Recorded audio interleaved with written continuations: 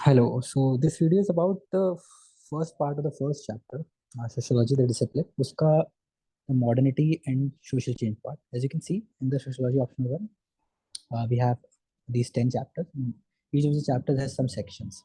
तो जो पहला है, it's about modernity and social change. So the background of this chapter is it inquires about the sociology as a subject. क्यों है, क्या है, why sociology is there, क्या उसके origins है, how it came to be, and things like that. ठीक है. So वैसे हाँ बता दूं मैं, the aim of the lecture is not to actually give a holistic view or something like that. The aim is simple कि if you're revising something, then you can use it. Then अगर पढ़ने में issue है, कुछ समझ नहीं आ रहा है, maybe you can find something जो you don't have in your traditional sources.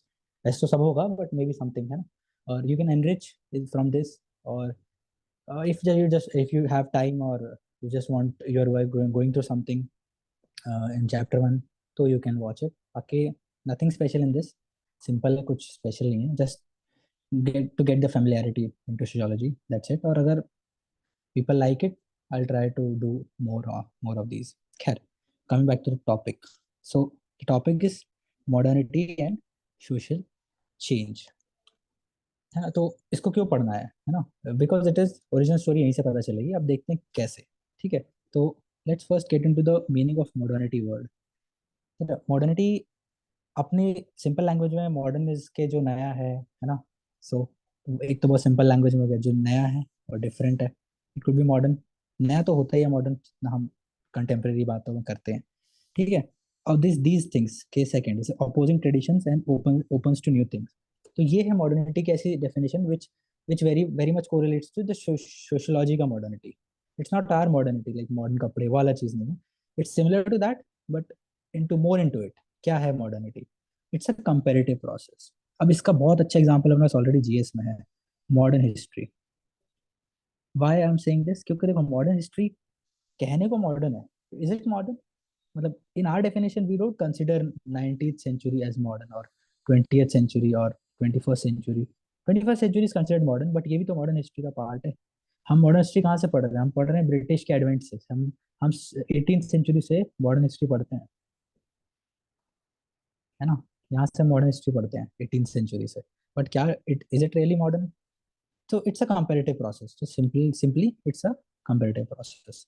तो ये है कुछ तीन बहुत छोटे छोटे easy to understand what is modernity.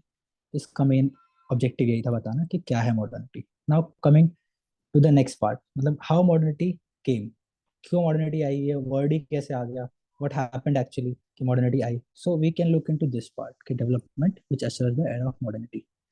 क्या हुआ ऐसा डेवलपमेंट, क्या हुआ कि ushers the era of modernity.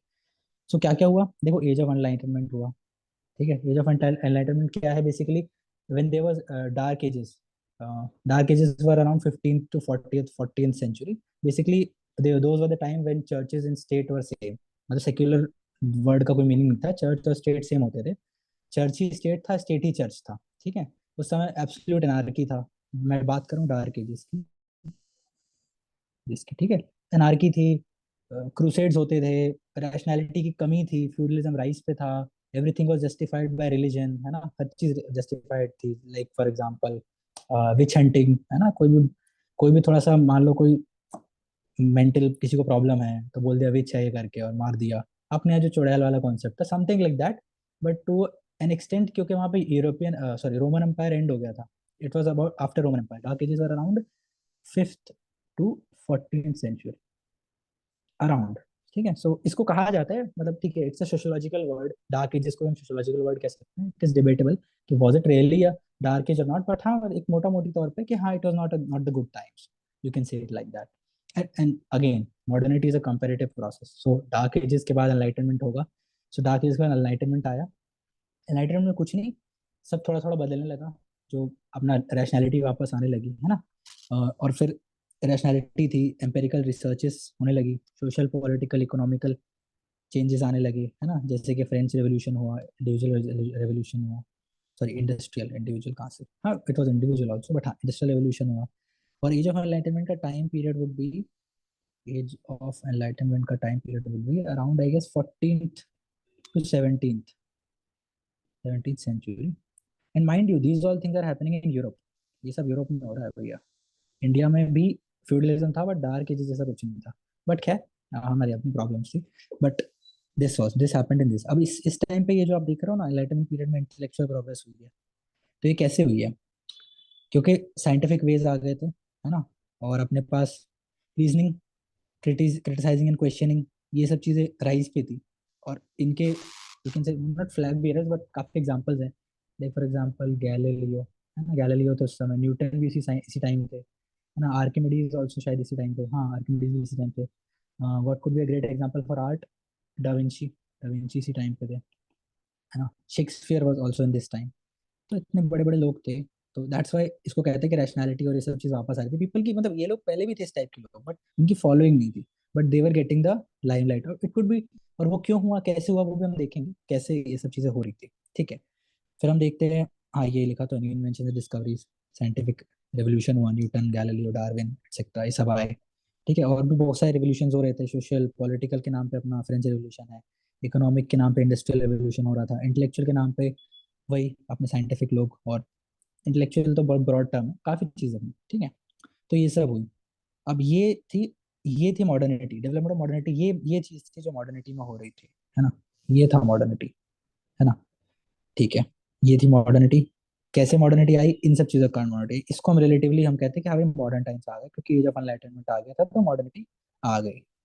And this is very important which I am trying to make. थोड़ा मिटा दिया जाए इसको, वेरी क्लटर्ड.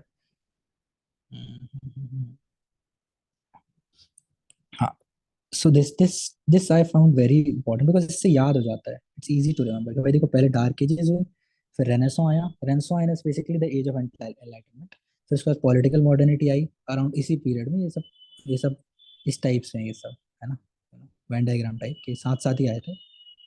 फिर उसके बाद इकोनॉमिक रेवोल्यूशन हुआ था. इकोनॉमिक मॉडर्निटी यानी कि इंडस्ट्रियल रेवोल्यूशन, ये सब हुआ. तो ये एक मोटा मोटा है कि दिस इज मॉडर्निटी, जिससे हमें थोड़ा सा ताल्लुक है सोशियोलॉजी को समझने के लिए. अभी तक सोशियोलॉजी वर्ड का यूज नहीं हुआ मॉडर्निटी में. मतलब मॉडर्निटी आई है बट सोशियोलॉजिकल नहीं. सोसाइटी वर्ड का यूज हुआ है बट सोशियोलॉजिकल वर्ड का यूज नहीं हुआ है. ठीक है. अब इस पीरियड में जो चेंजेस आए तो उसमें आइडियोलॉजिकल चेंजेस भी थे, है ना. क्योंकि अब इतना सब हो रहा है यार. रेनेसो आ रहा है, पॉलिटिकल मॉडर्निटी आ रही है, इकोनॉमिक मॉडर्निटी आ रही है. तो भाई कुछ तो मतलब मॉडर्निटी इन सेंस के चेंजेस आ रहे हैं, तो कुछ तो उसमें बदलाव होगा. आइडियोलॉजी बदलेगी लोगों की. तो भाई रेनेसो के कारण सेक्युलर आइडियोलॉजी आ गई. क्योंकि एज ऑफ एनलाइटमेंट हमें समझ लिया डार्क एजेस में रिलीजन से थोड़ा सा हम हट गए, है ना. स्टेट और हमने रिलीजन को सेपरेट कर दिया, है ना. सेपरेट कर दिया इनके लिंक्स को. ये सेपरेट हो गए, सेक्युलर आइडियोलॉजी बन गई. फिर फ्रेंच रिवोल्यूशन है तो इक्वलिटेरियन आइडियोलॉजी, है ना. फ्यूडलिज्म का थोड़ा सा अपन ने उनका रौला कम कर दिया था. फिर उसके बाद इंडस्ट्रियल रेवोल्यूशन आया तो यूटिलिटेरियन आइडियोलॉजी, बेसिकली कैपिटलिज्म वगैरह सब कुछ. मतलब कि भैया you have to work hard for yourself. और मतलब बेसिकली इंडिविजुअलिस्टिक थोड़ा सा होने लगा था इंडस्ट्रियल रेवोल्यूशन से. तो ये यूटिलिटेरियन आइडियोलॉजी आ गई. भैया हर चीज़ें किसी काम के लिए होती है, वो हमें करना है. ठीक है. फिर उसके बाद रिजल्ट क्या हुआ मॉडर्निटी के कारण? अब मॉडर्निटी आई है, इतने सारे चेंजेस आए हैं, बंदों को तुमने पूरी आइडियोलॉजी हिला दी है. नई नई आइडियोलॉजी लेके आ गए हो, है ना. सेक्युलर आइडियोलॉजी ले आए हो, इक्वलिटेरियन आइडियोलॉजी ले आए हो, यूटिलिटेरियन आइडियोलॉजी ले आए हैं. तो कुछ तो रिपरकशंस होंगे ना. तो भाई अपने मॉडर्निटी में के कारण आए थे सोशल चेंजेस. और ये हमारे चैप्टर की हेडिंग भी है. क्यों है अब देखते हैं. देखो, अब ट्रांजिशन हो गया फ्यूडल टू इंडस्ट्रियल सोसाइटी, है ना. डेमोक्रेसीज का राइज हो गया. मतलब after French revolution the world democracy became popular. और मिडिल क्लास इमर्ज हुई क्योंकि इंडस्ट्रियल रेवोल्यूशन से. अब ये सारे चेंजेस हुए. अब इनके साथ प्रॉब्लम्स भी आएंगी क्योंकि भाई every changes has their own inherent resistances. तो प्रॉब्लम्स तो आएंगी. अब देखते हैं प्रॉब्लम्स क्या हैं. Problems associated with modernity. Modernity के साथ प्रॉब्लम बहुत सिंपल है. इंडस्ट्रियलाइजेशन आया, वही पुअर वर्किंग कंडीशंस, कैपिटलिज्म आ गया. अब आपकी ज़्यादा थोड़ी सुनेंगे, जितना काम करोगे उतना पैसा मिलेगा. अब और ओवर पॉपुलेशन हो रही थी अर्बनाइजेशन के कारण, है ना. तो वर्किंग कंडीशंस तो ऐसे ही खराब थे क्योंकि भाई निचोड़ना है, एक्सट्रैक्ट करना है. अर्बनाइजेशन के कारण भाई गेटोज में लोग रहने लगे, ओवर पॉपुलेशन होने लगा, छोटी सी जगह में बहुत सारे लोग रहने लगे. तो क्राइम्स बढ़ गए. एपिडेमिक्स, कैसे आती है, कोविड टाइम्स कह सकते हैं. मतलब जैसे मेरे ख्याल से स्पेनिश फ्लू के पहले भी एक बहुत बड़ा प्लेग आया था, रैट वाला आई, ये जो भी आया था एक, तो वो भी एपिडेमिक्स पे आने लगे क्योंकि लिविंग कंडीशन अच्छी नहीं थी. तो आ ही सकता है. फिर क्लास वॉर्स, ऑब्वियसली अमीरों से प्रॉब्लम गरीबों को, गरीबों से प्रॉब्लम अमीरों को. अमीरों को नहीं पसंद इनका फिल्थ, और गरीबों को नहीं पसंद इनका एलिटिज्म, तो वो इश्यूज भी आए। हाँ खैर, इससे फिर बाद में वो अपना मार्क्सिस्ट थ्योरी पूरी बनती है, बट ठीक है, ये होता तो था ही, मना तो नहीं कर सकते इस चीज को। रिबेलियंस थे, बिल्कुल, people are fighting for their rights as in what they deemed as their rights, तो रिबेलियंस तो थे ही। फिर इंडस्ट्रियलाइजेशन से एब्सोल्यूट पॉवर्टी आई। ठीक है, पॉवर्टी के बारे में थोड़ा सा मैं एम्फोसाइज करना चाहूंगा कि पॉवर्टी जो है ना, पॉवर्टी इसमें दो होता है, एक एब्सोल्यूट होता है। यार ये इंक मेरी बड़ी गड़बड़ कर रही है, लेट्स रिड्यूस द साइज। एक होती है एब्सोल्यूट और एक होती है रिलेटिव। रिलेटिव पॉवर्टी यार ये है बहुत सिंपल, यार कि मतलब रिलेटिवली मैं पुअर हूँ, एज इन के भाई मेरे पास मतलब मेरे पास है गाड़ी तो है मेरे पास, पर मेरे पास स्प्लेंडर है। मेरे को चाहिए थी, लेकिन यार मेरे को तो रॉयल इनफील्ड चाहिए थी। मेरे सारे दोस्तों को रॉयल इनफील्ड है, मेरे पास स्प्लेंडर है, तो मैं गरीब हूँ एक तरीके से। कई लोग के लिए मैं गरीब हूँ कि भाई तो स्प्लेंडर में घूमता है, इसके पास तो इसके पास मतलब he is not that rich, इसके पास स्प्लेंडर है, किराए के मकान में रहता है, खाना पीना गुजारा कर रहा है, तो ये एक रिलेटिव पॉवर्टी हो गई, पॉवर्टी हो गई। एब्सोल्यूट क्या होती है भाई? एब्सोल्यूट मतलब कि भाई you can not meet your basic necessities, basic necessities नहीं पूरी कर पा रहे हो, बेसिकली खाने को नहीं है ना, और और भी इश्यूज हैं, लिविंग स्टैंडर्ड्स नहीं है, घर नहीं है, छत नहीं है, तो then that is absolute poverty. ठीक है, और ये हमें कैसे पता चलता है, क्यों हमने एब्सोल्यूट पॉवर्टी और रिलेटिव पॉवर्टी वाला लिंग्विस्टिक यूज किया? इसका रीजन सिंपल है। जैसे poverty is socially created, poverty socially created, हमें एक सर्वे से पता चला था, मेरे ख्याल से ये किया था सर जॉन सिंक्लेयर ने। इनकी स्टडी थी, उसमें पता चला कि सर्वे से पता चला poverty is really socially created, it's not actually something. Absolute poverty है एक चीज, बट पॉवर्टी एज इन के हम पुअर हैं, वो एक सोशल कॉन्स्ट्रक्ट है, सोशली बनती है वो चीज। कई बार यू कैन बी कॉन्टेंट, जैसे गाँव में आप जाते हो, गाँव में तो एक स्प्लेंडर होना भी इट्स अ गुड थिंग ना, तो आदमी कंटेंट है उस चीज से, वहाँ पे मजे से है वो बंदा, उसके पास दो वक्त का खाना है। ऑल तो अगर वो शहर में आ जाए तो then he will be look down upon by some people, तो उनके लिए फिर वो पावरफुल हो जाएगा, तो it's a social construct, but absolute poverty social construct नहीं है। ये सच में प्रॉब्लम है बहुत बड़ी। और ये सर्वे में पता चला था भाई, इट्स जस्ट टू कोट, सर्वे में पता लगाने वाली चीज है नहीं है, बट ठीक है, जस्ट टू कोट कि भाई सर जॉन सिंक्लेयर का एक सर्वे मेथड थी, उससे उन्होंने पता लगाया था कि पॉवर्टी इज सोशली क्रिएटेड। ये कोट करने के लिए, कहीं भी यूज करने के लिए किसी आंसर्स में। ठीक है, पहली प्रॉब्लम हो गई कंप्लीट। अब दूसरी प्रॉब्लम थी राइज ऑफ लिबरल डेमोक्रेसी। अब कोई नई चीज आई है तो भाई कुछ रेजिस्टेंस होगा, जैसे मैंने कहा था पहले भी, तो डेमोक्रेसी के कारण भी भाई देखो रेजिस्टेंस तो हो गई, बिकॉज चेंजेस आए हैं। चेंजेस के कारण भाई क्योस हुआ फ्रांस में, क्योंकि नई चीज है, लोगों को नहीं समझ में आता है ना, it's hard to understand what is democracy, क्या करना है, क्यों करना है ना। देर विल बी पीपल जो नहीं समझ पाएंगे, तो सोचेंगे यार इस कुछ नया है, इट कुड बी कुछ गलत हो सकता है, ये चीज अच्छी नहीं होगी, है ना। कई लोग होते हैं there resistance to change is high, so उस कारण से ऐसे ग्रुप्स भी इमर्ज हुए जिनको भाई पुराना सिस्टम पसंद था, और फ्यूडल सिस्टम फ्यूडल लॉर्ड्स को तो पसंद था ही, बट कुछ नॉर्मल लोग भी थे जिनको लगता था कि this democracy can be hello hell of a thing, है ना। और कई लोग जैसे प्लेटो को वो करते हैं, कोट करते हैं उस समय, और उसके बाद अपना सोक्रेटिस को करते हैं, क्योंकि they were not very very highly they were not very highly about democracy, उनको पता था डेमोक्रेसी के फ्लॉज को थोड़ा ज्यादा हाईलाइट करते थे प्लेटो और सोक्रेटिस, तो इस टाइप के जो थिंकर्स थे उनकी भी आइडियोलॉजी चमकी थी इस समय, यार भाई बंदों ने बात तो करके गए कुछ, इनकी बात माने कि नहीं माने। ठीक है, तो ये हो गया, सेकंड प्रॉब्लम हो गई।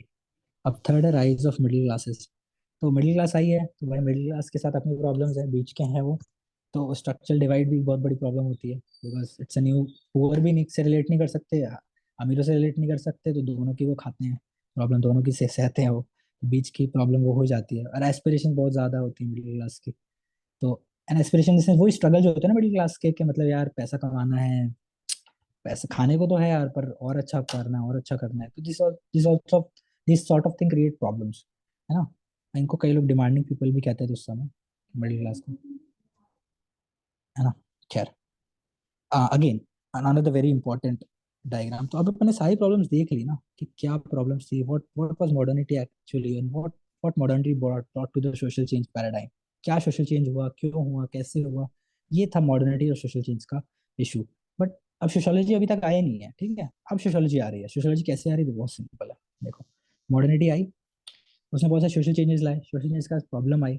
अब जो प्रॉब्लम थी ना, ये समझ नहीं आ रही थी. This could not be understood by present body of knowledge. For body of knowledge ये वर्ड मैंने लिया स्लीपी क्लासेस से. सो भाई उनको क्रेडिट तो है. खैर, couldn't be understood by present body of knowledge. उस समय ऐसा कुछ नहीं था जो कोई बता सके यार ये क्या हो रहा है सोसाइटी में, ये क्यों हो रहा है, ये प्रॉब्लम्स क्यों हो रही हैं, इनको क्या, इनका क्या सोर्स है. देखो ना गैलीलियो बता सकता है, न्यूटन बता सकता है क्यों हो रही है, क्या कारण है कि भाई ऐसा क्यों हो रहा है, इनका सोल्यूशन क्या है, इनको स्टडी कैसे करूं मैं, इसको इसको मैं क्वांटिफाई कैसे करूं, इसको मैं बताऊं कैसे किसी को कि प्रॉब्लम है, कैसे बताऊं, क्या सिर्फ ऐसे लिख दूं एक, और उसको मैं क्या बोलूं ये क्या है, कि स्टडी ऑफ व्हाट है ये. देन इट केम कि भाई दिस इज सोशियोलॉजी. ये सारी जो प्रॉब्लम्स हैं, ये सारे जो चेंजेस हैं, इसको कैसे मैं प्रिडिक्ट कर सकूं, कैसे मैं इसको एनालाइज कर सकूं, इसके प्रॉब्लम के सोल्यूशन कैसे ला सकूं, this is sociology. This is study. इस बॉडी ऑफ नॉलेज को सोशियोलॉजी कहा गया. क्यों लाए भाई, सिंपल, ताकि हम एक्सप्लेन कर सकें ये क्या चल रहा है, सोल्यूशन पता लगा सके, प्रिडिक्ट भी कर सकें. है ना, वी कुड प्रिडिक्ट थिंग्स, कि हमने देखा यार चलो इधर हुआ था, ऐसे हुआ था, we can use some theory जो किसी बड़े सोशियोलॉजिस्ट ने बनाई होगी, like for example division of labour की थ्योरी लगा दी, कुछ लगा दिया, तो जस्ट टू प्रेडिक्ट हाँ यार this could happen, this could happen. Marxist theory लगाया कि भाई देखो क्लास डिवाइड होगा, लड़ाइयाँ होंगी. जैसे फॉर एग्जांपल एक बहुत अच्छा एग्जांपल मेरे को मन में आ रहा है, जैसे रिजर्वेशन है, ठीक है, तो ठीक है, it it it had its own AIIMS and advances, but उसको अगर मार्क्सिस्ट पर्सपेक्टिव से देखो तो ये तो पहले से ही था ना कि क्लास डिवाइड होगा, लोग लड़ाई करेंगे इसके लिए, because you are giving something to someone on behest of someone else, तो भाई कुछ तो होगा ना. कुछ मार्क्सिस्ट बोलेंगे नहीं नहीं ये किसी और कारण से हो रहा है, बट होना होता तो है, कॉन्फ्लिक्ट तो हो ही सकते हैं, होने हो भी सकते हैं, यूनिफाइंग फोर्सेस हैं बट कम है. सो एक बात है, इसको प्रेडिक्ट कर सकते हो मार्क्सिस्ट आइडियोलॉजी लगा के, थ्योरी लगा के. सो सोशियोलॉजी का ये मोटिव था, इसलिए सोशियोलॉजी आएगा. मैं इसको थोड़ा सा हाईलाइट कर दूं कि भैया ये वाला अगर अपन याद कर लें. हम, हाँ, सो इस चार्ट को ना ज़्यादा ध्यान से कर लें अपन, क्योंकि ये चार्ट मुझे लगता है बहुत इंपॉर्टेंट है, जस्ट टू अंडरस्टैंड कि भाई क्या हुआ, क्यों हुआ, सोशियोलॉजी क्यों आई. इसको बस याद कर लेंगे ना तो जितनी कहानियां बोल रहा हूँ वो सारी याद आ जाएगी. प्रॉब्लम भी याद आ जाएंगी, सिंपल है, सोशल चेंजेस भी याद आ जाएंगे, मॉडर्निटी क्या थी, कैसे आई, वो भी याद हो जाएगा. इसमें एनलाइटनमेंट था, इसमें एनलाइटनमेंट था, इसमें आपका साइंस था, रैशनैलिटी आ गई थी. सोशल चेंजेस में बहुत सिंपल है भाई, डेमोक्रेसी राइज हुई, liberal democracy, middle classes I, industrial revolution हुआ और पॉलिटिकल रेवोल्यूशन हुआ. प्रॉब्लम्स भाई बहुत सिंपल है, जो जो यहाँ पे लिखा था वहीं से प्रॉब्लम्स अरेंज अराइज कर लेंगे अपन, दो तीन अपन को पता है, बहुत इजी याद करना. उसके बाद फिर सिंपल भाई, ये सब समझ नहीं आ रहा था तो भाई सोशियोलॉजी ले आओ, ये सोशियोलॉजी आई है, वेरी सिंपल, वेरी सिंपल. बस ये थी सोशियोलॉजी. यहाँ तक में अपन को समझ में आता है सोशियोलॉजी का ओरिजिन क्यों हुआ था. बिल्कुल हमें पता चल गया भाई, देखो एक्सप्लेन करना है, सोल्यूशन निकालना है, चेंजेस ये क्या हो रहा है भाई, कुछ समझ नहीं आ रहा, ये क्या है, कुछ नया फिनोमिना है ना ये, कुछ नई सी चीज है ये. खैर ये सब कोहेरेंटली चल रहा था, बहुत सारे सोशियोलॉजिस्ट इमर्ज इसलिए हुए उसके बाद. खैर I continue it, pause it.